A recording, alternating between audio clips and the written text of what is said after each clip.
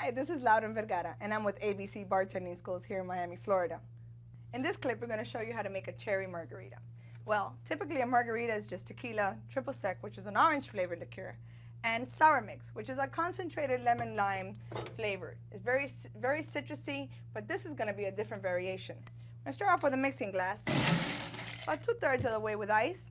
I'm going to add, obviously, tequila, Cuervo at that point, because it gives it a nice flavor for your margaritas. Tequila, Jose Cuervo, amazing. I'm going to add some triple sec, which is our orange flavored liqueur. Okay? It's very light in alcohol. We're going to do about 2 counts of that. Then we have our cherry brandy. Okay? Cherry brandy, you can find it at any liquor store.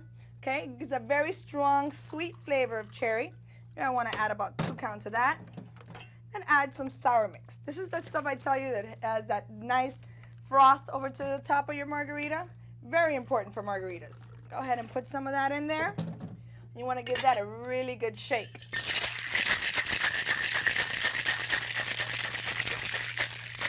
Once you give that a really nice shake, you can go ahead and pour that into your glass. Look how refreshing that looks. That is amazing. Then you want to garnish it maybe with a cherry and a lime, and you have your cherry margarita. Now, this flavor is very sweet. In Miami, you have the look. You need the spice, and this drink right here is definitely a spicy looking drink. What do you think? Very sweet for the taste.